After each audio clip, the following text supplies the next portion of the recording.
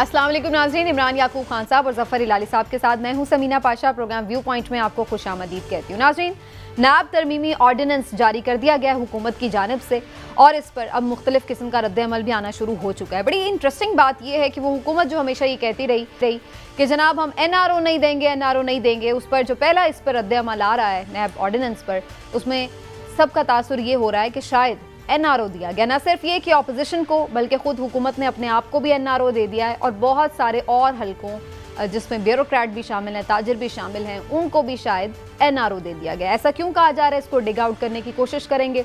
लेकिन एक और बात जो बड़ी दिलचस्प है वो ये कि माजी में हम ये सुनते थे कि जी नैब के नाखून काटने की बात हो रही है, पर कुतरने की बात हो रही है, दांत निकालने की बात हो रही है। तो इस हवाले से भी तनकीद हो रही है कि जनाब जो आपने इसमें शक्लें चेंज की हैं उससे तो यही तासुर उभर रहा है कि आपने नैब को असल में कमज़ोर कर दिया है।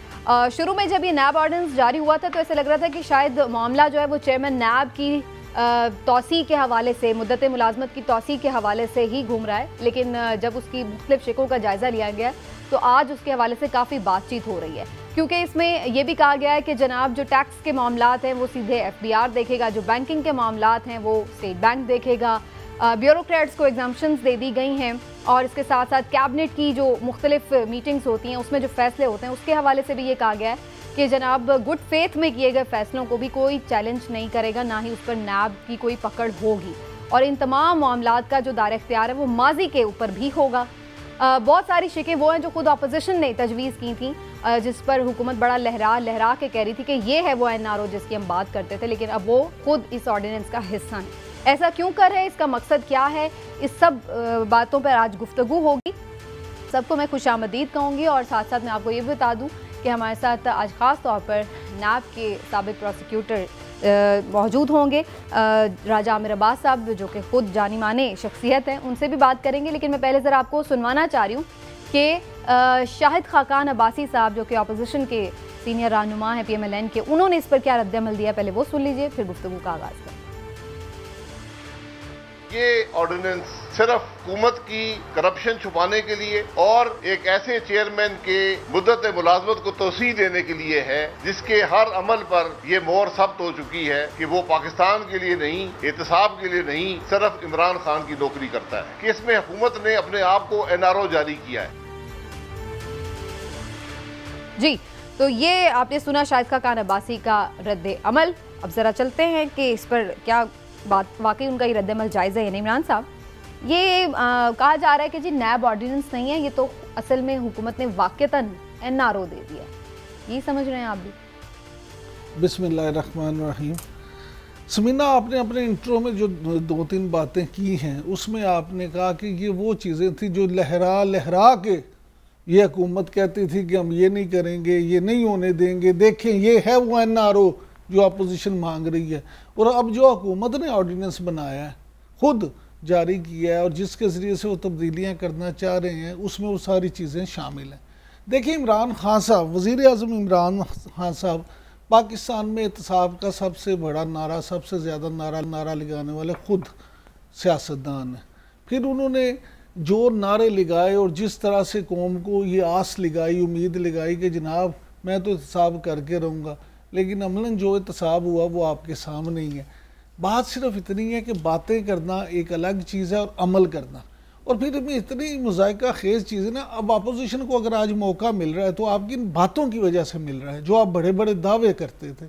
मुझे आप ये बताएं, आपने इंट्रो में ये भी जिक्र किया कि जी इन गुड फेथ जो काबीना फैसला करेगी, यानी अच्छी नीयत के साथ काबीना को फैसले करे और फिर ब्यूरोक्रेसी उस पर अच्छी नीयत पे अमल कराए, तो उस पर कोई पूछे, लेकिन उसका रिजल्ट इंतहाई खराब हो। सुन, अब मुझे आप ये बताएं, इस बात का फैसला कौन करेगा कि नीयत अच्छी है या बुरी? नियतों के हाल तो अल्लाह ही जानता है। नहीं, आप तो कहेंगे जी हमने तो हर काम बड़ी अच्छी नीयत से किया था। तो लिहाजा आपने अगर खुद ही ये फैसला करना है कि आपकी नीयत बड़ी अच्छी है, तो आने वाली हर हुकूमत, पिछली अपोजिशन को तो कहती है इसकी नीयत ही बड़ी खराब थी। आज ये नहीं कहते कि मोटरवे बनाई क्यों, पैसों के लिए। आपने ये जो है ऑरेंज ट्रेन क्यों बनाई, पैसों के लिए। आपने मेट्रो बस क्यों बनाई? तो जब आप पेशावर में बनाएं मेट्रो बस तो आपकी नीयत बड़ी अच्छी है और जब लाहौर या मुल्तान में बने तो इनकी नीयत बुरी है। लिहाजा ये तो एक नया गंद, मजीद गंद डालने वाली ये लकूना है आपके ख्याल से इसमें? बिल्कुल ये लकूना। और मैं समझता हूँ कि अपोजिशन की कुछ बातें ठीक हैं इस आर्डिनेंस में। मुझे सिर्फ एक बात ठीक लगी है कि जी आप 60 दिनों के अंदर जो है इसको देख सकते हो और जमानत जो है उसका। लेकिन मुझे आप ये बताएं कि यहाँ चोरों को, लुटेरों को पहले कौन सी सजा मिलती है? आप तो मजीद इसको नैब को कमजोर करेंगे तो फिर उससे तो बिल्कुल भी कुछ नहीं होगा। लेकिन इसमें ऑपोजिशन को क्या एतराज है? मुझे तो ये समझ नहीं आ रही, क्योंकि ऑपोजिशन ने तो खुद जो बहुत सारी तरमीम तजवीज़ की थी वो तो उन्होंने मान लिया, तो उन्हें तो खुशी खुशी साथ देना चाहिए। समीना, अपोजिशन का इतराज तो बड़ा वाज़ेह है। उन्हें देखिए अपोजिशन ने क्या करना होता है।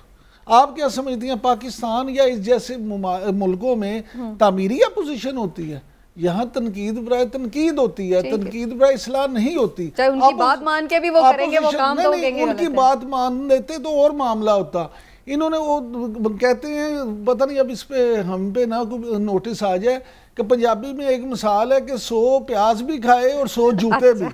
तो हुकूमत अगर उनकी बात मान लेती तो शायद आपस में ले दे हो जाती। अब इन्होंने किया वही है, लेकिन अपनी मर्जी से किया तो अपोजिशन तनकीद कर रही है। क्यों लाली साहब, आपका क्या ख्याल है? वाकई बिल्कुल टूथलेस कर दिया है नैब को, वीक कर दिया है इस ऑर्डिनेंस से? क्योंकि अब इसको कौन किस मामले को पकड़ेंगे ये, इसमें तो ये सवाल रह गया कि नैब का मकसद क्या रह गया?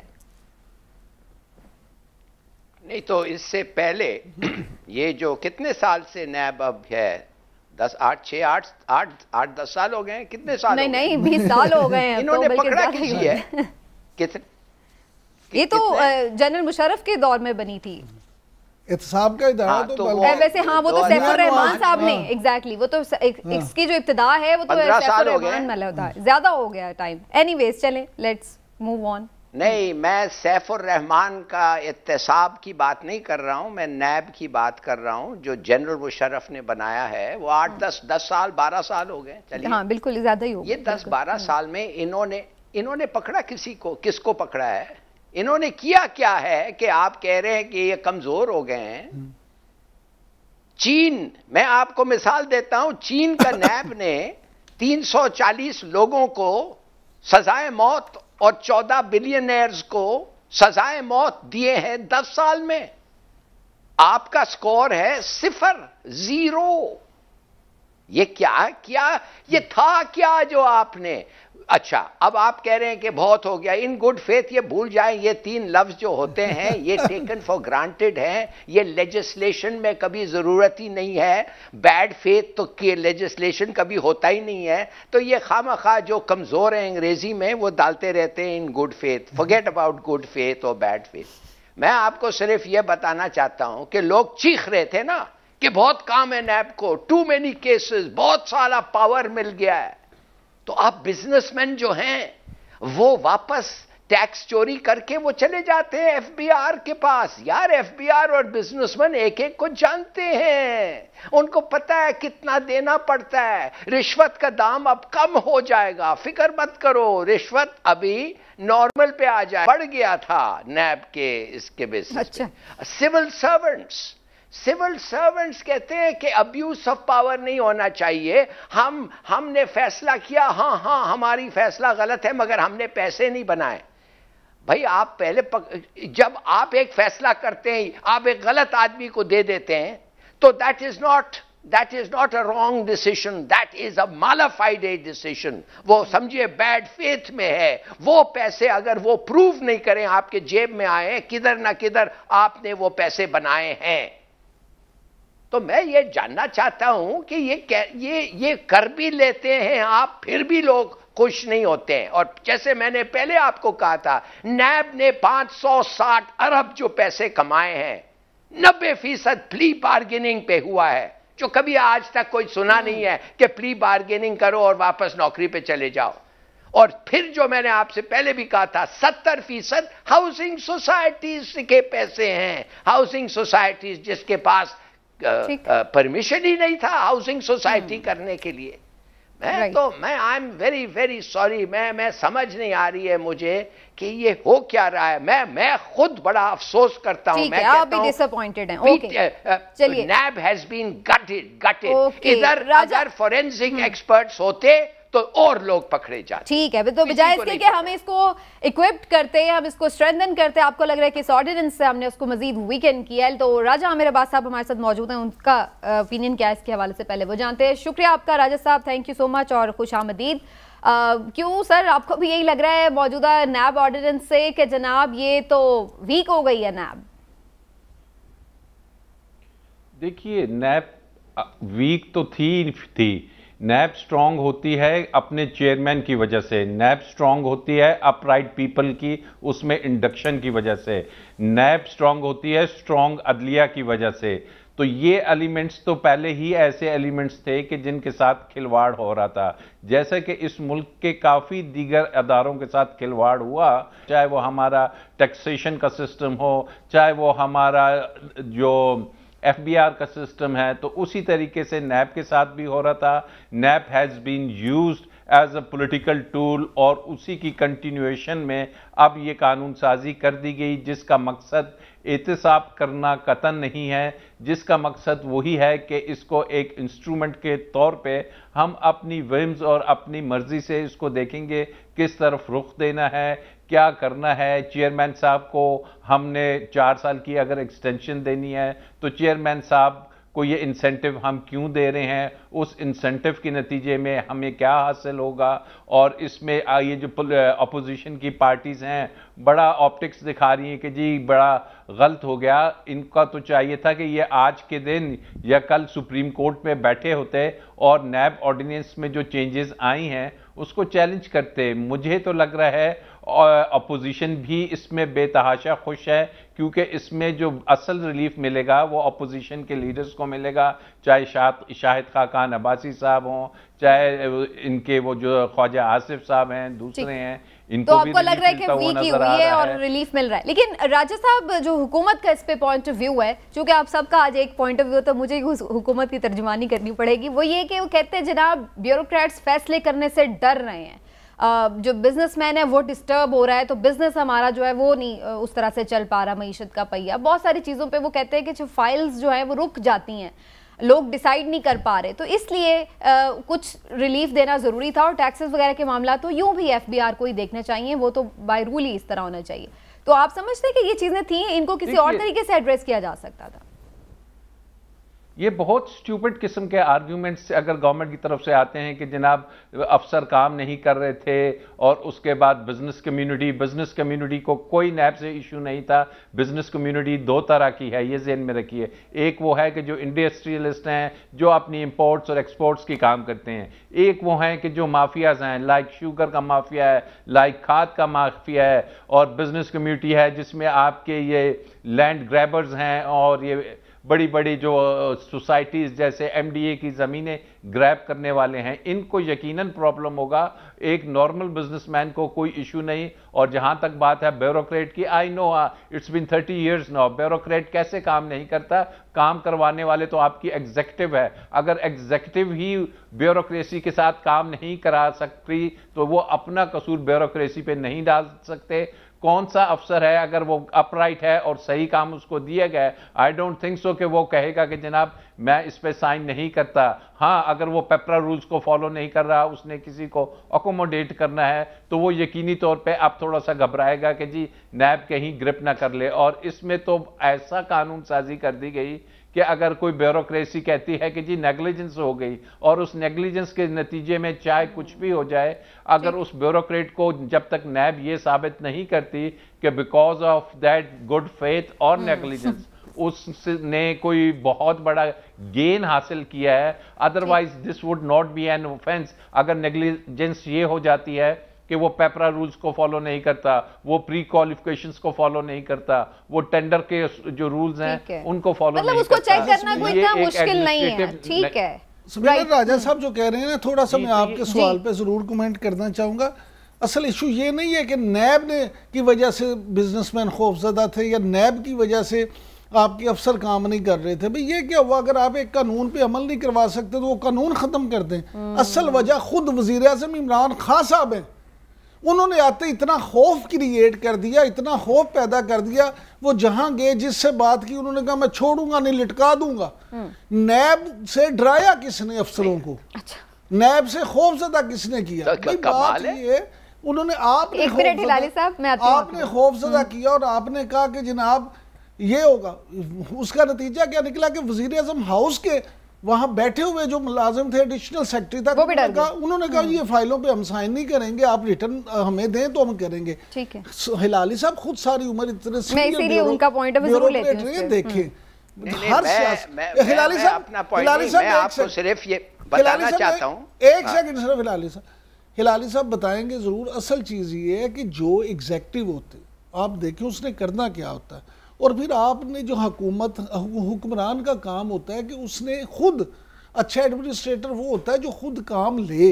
ब्यूरोक्रेसी जो है उसने तो अपनी रुकावटें भी करनी होती हैं, अपने मकासद भी करने होते हैं, अपने तरीके से उनको इस्तेमाल भी करना होता है। लेकिन अच्छे हुक्मरान वो होते हैं जो उनसे अच्छी तरह से काम ले लें। अगर आप खुद उनसे काम नहीं ले सके और सारा कसूर उन्हीं पे डालें तो मैं इसको मुनासिब नहीं समझता। ठीक हो गया। जी लाली साहब। जी लाली साहब, देखिए मैं 38 साल ब्यूरोक्रेसी में रहा हूं और मैंने गलत फैसले किए हैं, और जब मैंने गलत फैसले किए हैं मुझे पता था वो फैसले गलत थे, मगर मैंने वो फैसले किए हैं। इसलिए किए हैं कि मैं कह सकता हूं कि मैं एक्सप्लेन कर सकता था कि आपका जो कानून था वो गलत था, और मुझे कोई आज तक किसी ने दिक्कत नहीं दी है, कोई दिक्कत नहीं दिया है।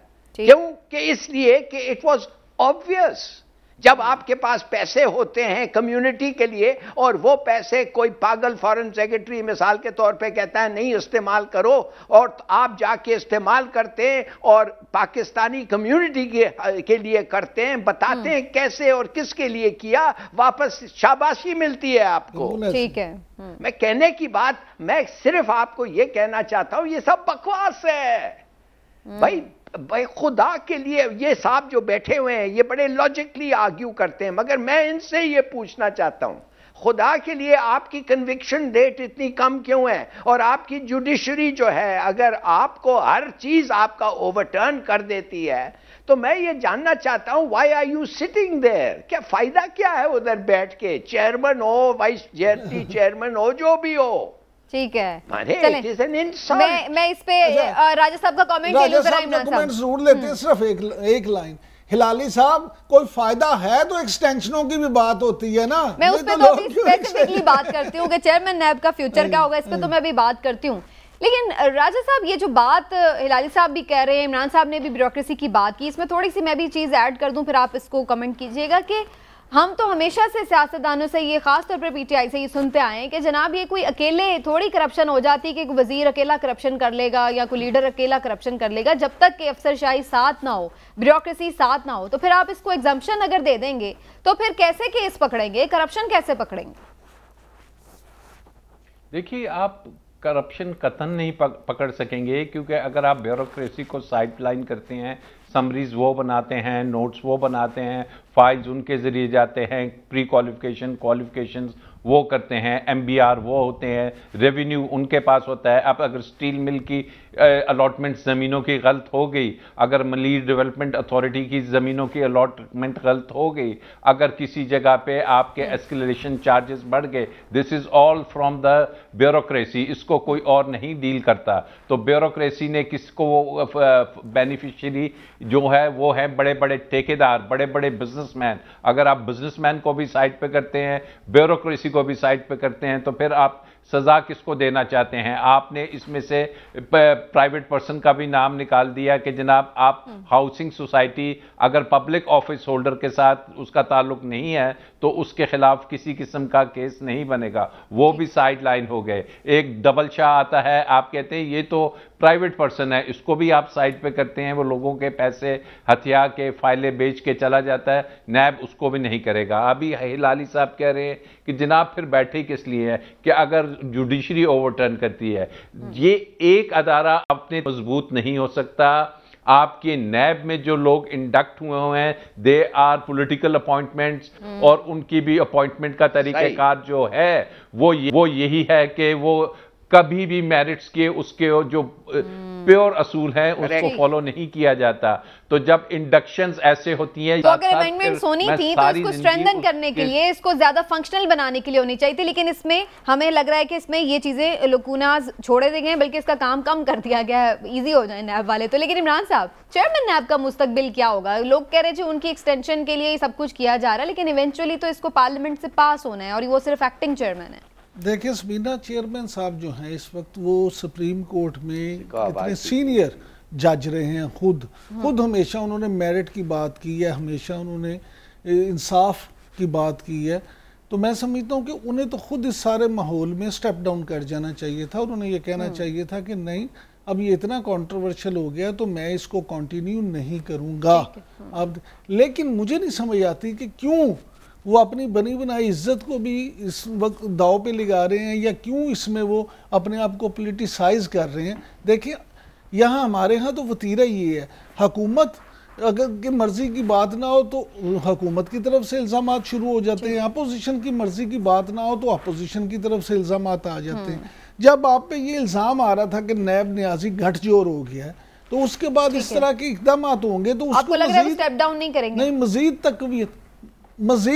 तकवीयत मिलेगी। और फिर अब आपने देखें एक सदर साहब को शामिल कर लिया कि आपने कहा जी चलो वज़ीर आज़म खुद तो देखिए, अलमिया देखें इस मुल्क का कि अपनी अना की खातिर अपनी अना से नीचे नहीं आए, लेकिन ये कर दिया अच्छा मैं तो नहीं करूंगा, सदर आ जाए। तो एक है ना, सदर भी तो उन्हीं की आइडियोलॉजी वाले हैं। बात सुने ना, खुद नहीं करना, यानी मैं बात ये है कि जब इस तरह से फैसले होंगे तो उसका रिजल्ट कभी भी ठीक नहीं होगा। ठीक है। और वैसे भी मुझे ब्रेक की तरफ भी जाना है, मैं सिर्फ एक कमेंट करना चाहूंगा। अभी राजा साहब कह रहे थे, जो बात मैं समझता हूँ कि जुडिशरी में जो भी लोग आते हैं, खासतौर पर आला अदलिया में, तो जो एक तरीक़ाकार तय है उस तरीक़ाकार से आपको ज़रूर इख्तलाफ हो सकता है, लेकिन हमें ये ज़रूर सोचना चाहिए और उम्मीद रखनी चाहिए कि सुप्रीम जुडिशल काउंसिल की तरफ से और जो भी कमेटी बनती है उसकी तरफ से अपने तई वो बेहतरीन से बेहतरीन लोगों को ही जुडिशरी में लाते। लेकिन हिलाली साहब, एक तो आप भी चेयरमैन नैब के फ्यूचर के ऊपर शॉर्ट सा कमेंट अगर कर दें,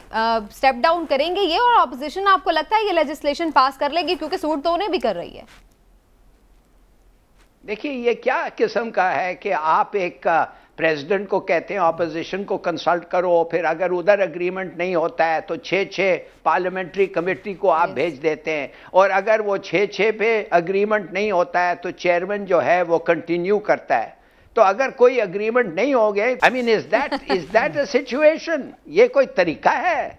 नंबर 1। दूसरी बात ये है, मैं आपको बताता हूं, कराची हाई कोर्ट में सेशंस जज ने प्रोसीडिंग्स को रोका और कहने लगा हिलाली साहब आप मेरे साथ चलें, और मेरे को कमरे में ले गया और कहने लगा मैं हूं सेशंस जज और मैं आपको बताता हूं कि मैं कभी हाई कोर्ट जज नहीं बन सकता। ठीक है, चलिए आज हमारी इस पर टॉपिक ये है नहीं हमारा जजेस की, उस पे कि किस तरह से उनकी तकरीरी होती है, लेकिन मैं लास्ट कमेंट राजा साहब से ले लूं। टॉपिक फेयरनेस, मुझे let me fairness is our topic, ठीक है, ओके राजा साहब, हिलाली साहब हमारे इस मामले में काफ़ी इमोशनल हैं और हर कोई होना चाहिए मेरे ख्याल से, जस्टिस हर किसी को चाहिए और ज़ाहिर ट्रांसपेरेंसी भी। लेकिन व्हाट डू यू सी कि कोई भी कानून का सबसे पहला बुनियादी तो मेरा ख्याल है लकूना ही है कि वो किसी शख्स के लिए इनफरादी तौर पर नहीं होना चाहिए। लेकिन इसमें आपको लग रहा है कि जो चेयरमैन नैब की तौसी है उसको मद्देनजर रखते हुए ये कानून साजी की जा रही है, या आपको लगता है ये फ्यूचर में चलेगी? देखिए इसका बड़ा क्लियर एक लिटमस टेस्ट है कि टुमारो दे शुड, इन्होंने कहा ना कि हम नए चेयरमैन के लिए नाम 3 अपोजिशन देगी, 3 लीडर ऑफ द हाउस देगी।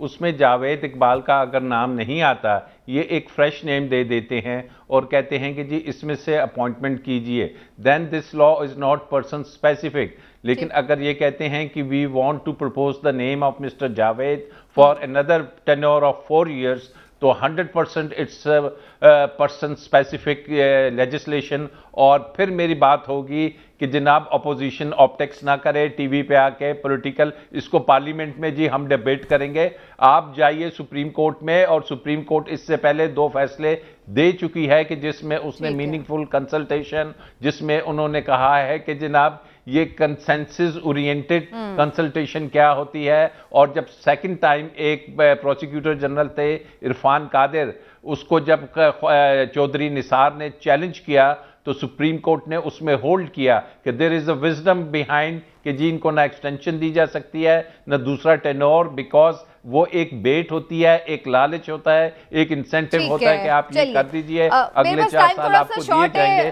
राजा आमिर साहब, लेकिन आपका पॉइंट इसमें सॉलिड आ गया मेरे पास। ब्रेक की तरफ जाने से पहले इमरान साहब एक लास्ट कमेंट शॉर्ट सा, ऑपोजिशन सपोर्ट करेगी इस लेजिस्लेशन को, हो जाएगी या ये क्या बनेगा इसका? तो और कंफ्यूज कर दिया इन्होंने ऑर्डिनेंस पे। मैं समझता हूँ कि मजीद कंफ्यूज कर दिया, और अपोजिशन अब कभी भी इस तरह से ये जो अपने सर नहीं लेगी, अपोजिशन इस पे इन्हें सपोर्ट नहीं करेगी। ठीक है, चलें जी, देखते हैं आने वाले दिनों में इस लेजिस्लेशन का, इस ऑर्डिनेंस का क्या फ्यूचर होता है। चीज़ें वाजे हो जाएंगी। अब एक ब्रेक लेते हैं, ब्रेक के साथ वापस आएंगे तो कुछ बात करेंगे कि जनाब मुल्क की सियासी सूरत हाल पर क्या कुछ हो रहा है। अहम स्टेटमेंट्स भी आए हैं, उनके हवाले से भी गुफ्तगू होगी, और उसके साथ साथ बात करेंगे कि PMLN में स्पेशली मरियम क्या करने जा रही है।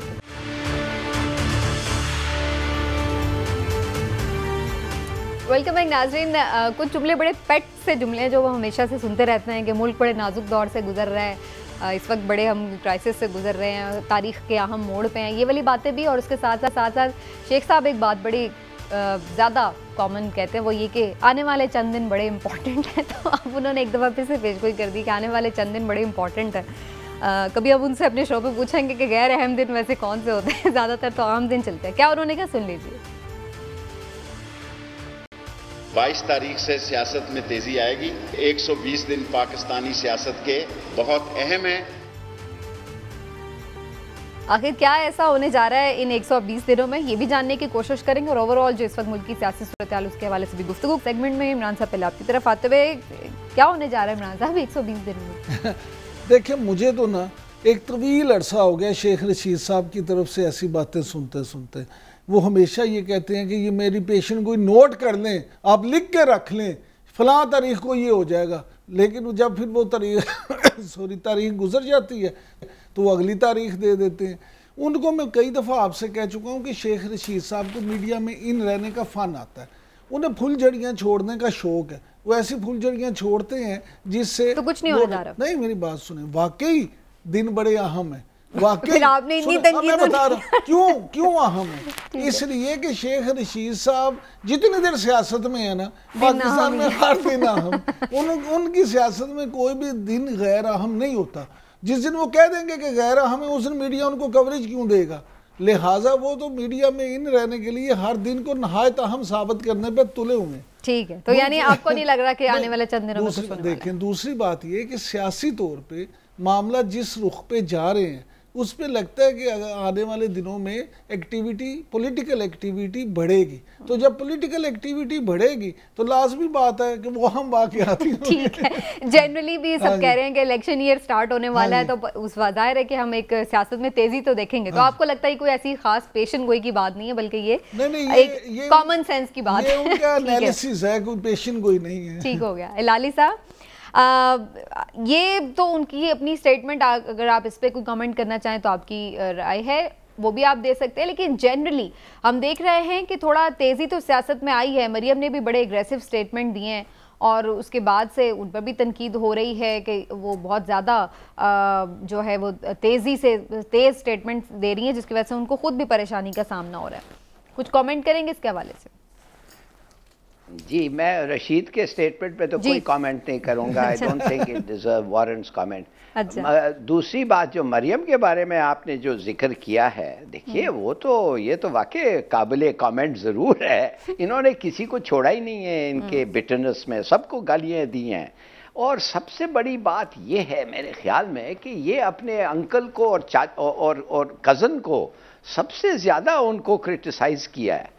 मैं तो अब देखिए, we have to come to a conclusion.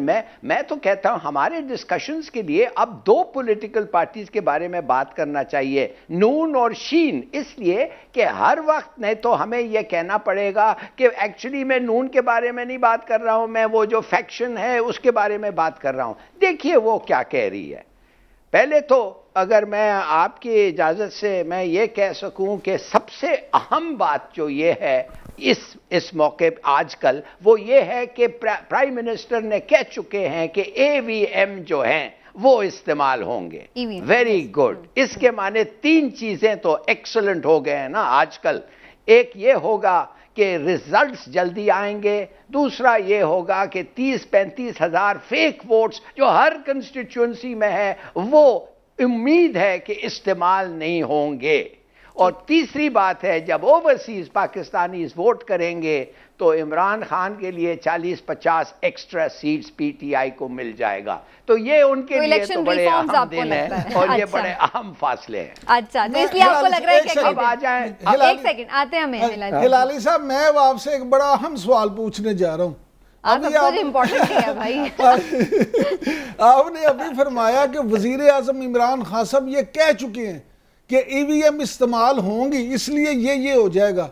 मैं आपसे पूछना ये चाहता हूं कि वो तो ये भी कह चुके हैं, कई दफा कह चुके हैं कि 1 करोड़ नौकरियां मिलेंगी, मेरिट का दौरा होगा, तो 50 लाख तो फवाद चौधरी तो कह रहे हैं 1 करोड़ से ज्यादा मिल चुकी है। 50 लाख ज्यादा मिल गए हैं भाई। फवाद चौधरी ने भी रिसेंट स्टेटमेट दिया है, वो कह रहे ज्यादा मिल चुकी है। यानी आप भी ये समझते हैं, आप भी ये समझते हैं कि वाकई 1 करोड़ से ज्यादा नौकरी। मैं आपने गिनती किया होगा, मैंने गिनती नहीं किया है, मगर जब आप इतने कॉन्फिडेंटली कह रहे हैं तो ये तो उसका मतलब ये है कि होगा। वो भी बड़ा कॉन्फिडेंटली कह रहा है, वो गिनवाने के लिए तैयार है। हाँ, वो तो गिनवा सकते हैं भाई। लेकिन इमरान साहब, शेख रशीद अहमद साहब ने एक स्टेटमेंट जो दिया है मरियम के स्टेटमेंट के हवाले से, उन्होंने क्या कहा, मैं जरा आपको सुना देती हूँ।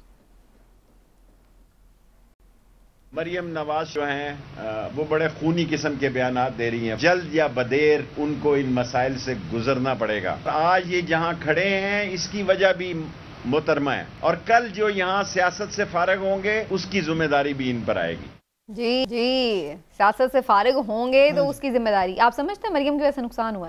देखिए, मैं ज़ाती तौर पे समझता हूँ, अगर आप मरियम नवाज की बात करें ना, तो शेख रशीद साहब या दूसरे आपस में ये बयानबाजी में उसकी वो अहमियत अपना तज्जिया दे दें। मेरी ज़ाती राय है कि मरियम नवाज अब एक जो है ना दरख्वास्त लेके अदालत में आई है। अब उनका अपना जो एटीट्यूड होगा, अपना जो रवैया होगा, ये बड़ा डिपेंड करता है। आप अपनी दरख्वास्त लेके अदालत में तो चली गई हैं, लेकिन क्या आप अब अदालत पे एतमाद भी करेंगी? क्या आप वहाँ पे ख़ुद को मजलूम साबित करेंगी? क्या आप वहाँ पे सिर्फ उसके बाहर खड़े होकर मीडिया और ट्विटर अकाउंट पर ही अपने आप को मजलूम साबित करते रहेंगी, या अदालत में वो सबूत देंगी जिनकी बिना पे अदालत? मैंने अलग से आपसे बात करनी, मैं जरा उनके वो स्टेटमेंट के हवाले से बात कर रही हूँ। खूनी वो कहते हैं स्टेटमेंट्स देते हैं। शेख रशीद साहब के उनको छोड़ दें, आपके ख्याल से खूनी स्टेटमेंट्स? मैं समझता हूँ कि मेरे नज़दीक ना इनकी स्टेटमेंट की कोई अहमियत है, ना उनकी ये सियासी शुबदाबाजियाँ जो मुख्तलिफ सियासतदान करते रहते हैं। मैं इस तरह की स्टेटमेंट पे डिस्कस करना ही मुनासिब नहीं। ठीक हो गया। इलानी साहब, व्हाट डू यू से? मरियम की वजह से पार्टी को, पीएमएलएन को नुकसान पहुंचा है, यू एग्री?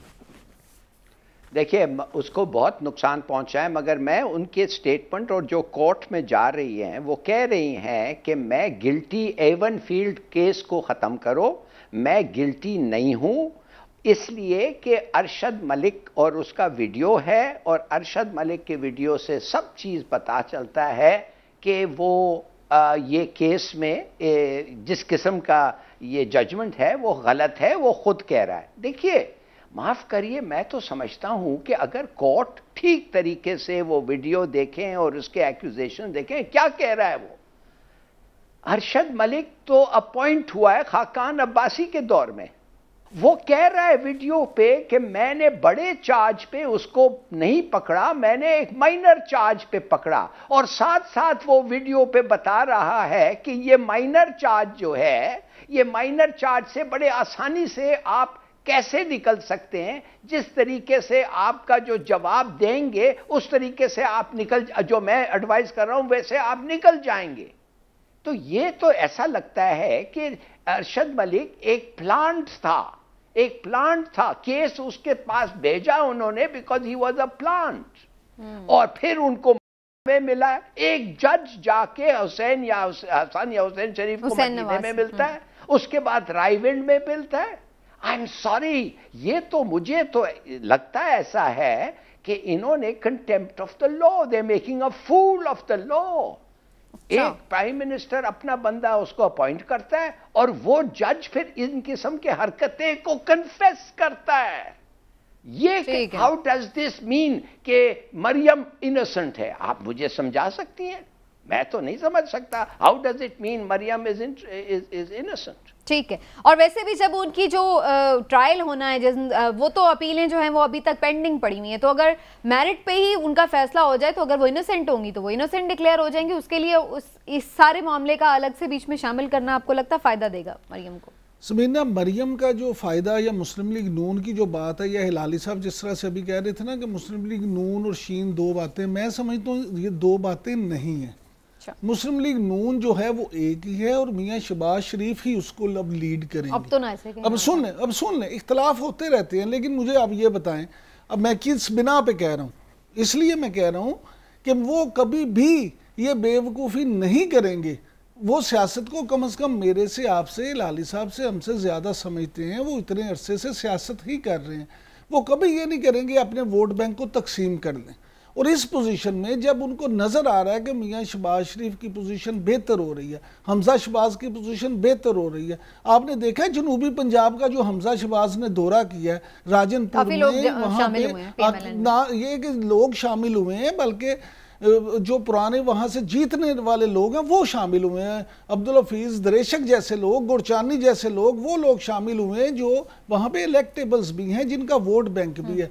दूसरी बात ये कि वहाँ पे आवाम कितनी थी, उनका इस्तकबाल कैसा हुआ है। इसका मतलब ये है कि उनकी उस मौक़िफ़ को तक़वियत मिली है जो मुस्लिम लीग नून अब कह रही है कि खिदमत को लोग पसंद करते हैं, लोग जो है हमारी कारकर्दगी को पसंद करते हैं ना। वो जब ऐसा जहरी किस्म का स्टेटमेंट खूनी आगे दे देती हैं तो उनकी मेहनत पे तो सारा पानी फिर जाता है। मैं नहीं समझता, मैं समझता हूँ कि उनके मौक़िफ़ को मज़ीद तक़वियत मिलती है।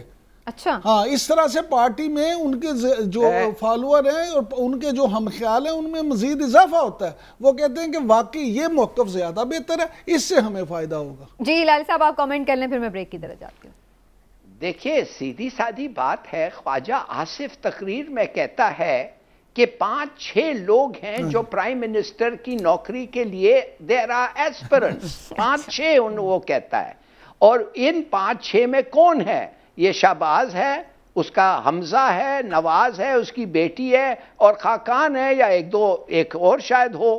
मगर ये 5 लोग तो बिल्कुल, ये सब दे आर कॉम्पिटिटर्स। और ये जो तकरीरें करती है तो ये अपने अंकल और कज़न के खिलाफ तकरीरें करती हैं। वो कहती हैं कि ये मेरा प्राइवेट, माने डिस्टिंग्विश करती है पार्टी पोजीशन और उसका प्राइवेट पोजीशन और उसके अंकल का प्राइवेट पोजीशन, डिस्टेंट कर। हाँ, और दूसरी बात, साउथ पंजाब के आपने जिक्र किया, और देखिए खुदा के लिए समझिए एक बात, 30 साल से तो शरीफ जो हैं वो पंजाब को रूल करते हैं, वो कल्टीवेट कर रहे हैं 30 साल से। जाहिर है उनके पास सपोर्टर्स होंगे। पीपीपी खत्म हो गया है साउथ पंजाब में, उनके भी सपोर्टर्स। मैंने सुना है कि उनका एक एमएनए या एमपीए जो है वो जा रहा है इनके साथ ये करने, ज्वाइन करने के लिए, हमजा और उसके बाप को। हमजा और उसके बाप के तकरीर, उनके इमोशंस, उनके स्पीचेस, उनके क्या कहते हैं गाने, ये सब मुख्तलिफ हैं निस्बतन शरीफ के, निस्बतन नवाज के और मरियम के। In other words, yes, in other words ये शीन और नून हो गया है। लेट्स एक्सेप्ट दैट, और फिर आगे बढ़े, हमें बेहतर अंडरस्टैंडिंग होगी। लाली साहब, आप और मैं चाहिए ना चाहे, समीना जरूर जाती है कि शीन बन जाए। तो नाशीन में से कोई फायदा मिलने वाला है या नवीन से? अलबत्ता मुझे ब्रेक से फायदा मिल जाता है, मैं ब्रेक ही ले लेती हूँ। नाज़रीन, एक ब्रेक लेते हैं, ब्रेक से वापस आएंगे तो कुछ बात करेंगे पाकिस्तान और अमेरिका के रिलेशनशिप के हवाले से। क्या इसमें कोई बर्फ़ पिघलने जा रही है? अमरीकी नायब वज़ीर ख़ारजा जो हैं वो पाकिस्तान के दौरे पर हैं इस वक्त, और अभी रिसेंटली उनकी आर्मी चीफ से मुलाकात भी हुई है, मज़ीद भी मुलाकातें मुतवक्किल हैं। तो क्या आउटकम होगा इस दौरे का? ब्रेक के बाद।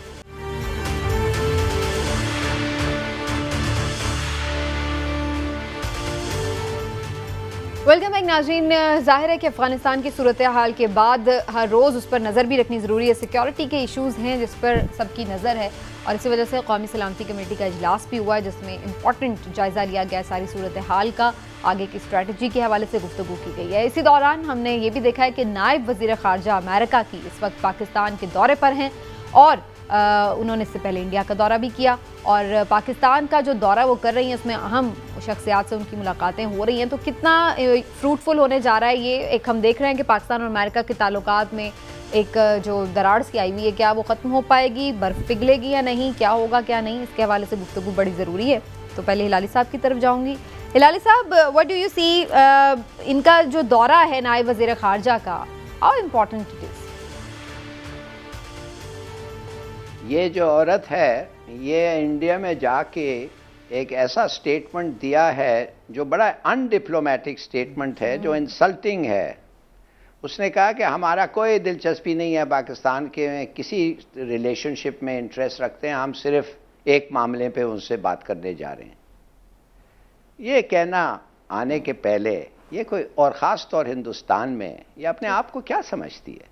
इसलिए इस स्टेटमेंट के बाद मुझे बड़ा अफसोस होता है कि ये डिप्टी फॉरेन मिनिस्टर को हमारा पूरा फॉरेन मिनिस्टर इसको क्यों मिला। अच्छा। उसके साथ इसकी क्यों बात थी, वो पाकिस्तान का डेलीगेशन को क्यों लीड किया, फॉरेन सेक्रेटरी को दे देता।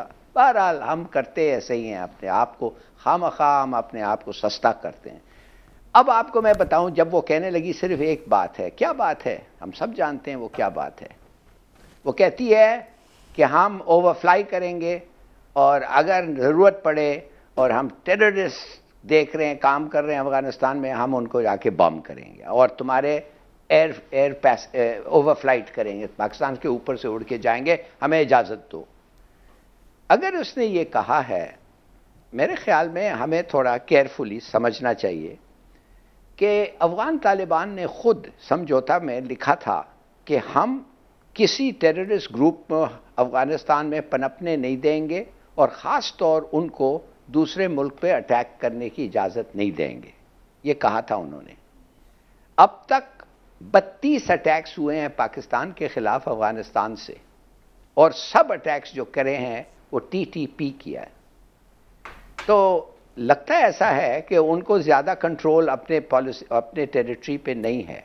मगर अगर अमेरिका कहे कि हम जाके ये उनके ख़िलाफ़ एक्ट करना चाहते हैं, तो हम अमेरिका को कहना चाहिए इजाज़त आपको नहीं मिलेगी जब तक आप हमें एविडेंस नहीं दें, सबूत नहीं दें कि एक टेररिस्ट ग्रुप उधर काम कर रहा है। इसलिए कि सिर्फ आपके कहने पे अगर हम आपको ओवरफ्लाइट्स दे दें तो फिर तो लगता है ऐसा है कि जो आप करना चाहते हैं आप करेंगे।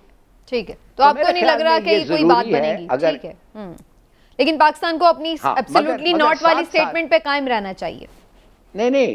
नहीं, बात और बन चुकी है, बनेगी क्या, बन चुकी है। मगर हमने, मेरे ख्याल में हमने एग्री कर गया कि हम रिकग्निशन नहीं करेंगे विदाउट कंसेंसस, हम औरत राइट, वुमेन्स राइट्स के बगैर उनको फिर रिकग्नाइज नहीं करेंगे। ये दो चीज़ें पे मेरे ख्याल में हमारा बन गया है। हालांकि ये दोनों बड़े अच्छे कंडीशंस हैं, मगर मैं समझता हूँ रिकग्निशन जो है should be independent and free. Recognition उस वक्त होना चाहिए जब उनके साथ बात करना लाजमी है, और बात करना लाजमी है। अगर उनको आप ना चाहें, अगर मूडी हो, फिर भी हम उसके साथ बात करते हैं, और तो रिकग्निशन तो बात तो हो रही है ना हिलाली साहब, हेल्प भी कर रहे हैं। ये बात पाकिस्तान ने कन्वे भी की है कि हेल्प भी करनी चाहिए, अमेरिकन को भी कहा है, ये खुद आर्मी चीफ ने भी उन्हें कहा है। रिकग्निशन की मैं बात कर रहा हूँ। नहीं बीबी, रिकग्निशन एक चीज होती है जो ऑफिशियली आप ग्रांट करते हैं गवर्नमेंट को। बातचीत करना, अनऑफिशियली बातचीत करना इज नॉट रिकग्निशन।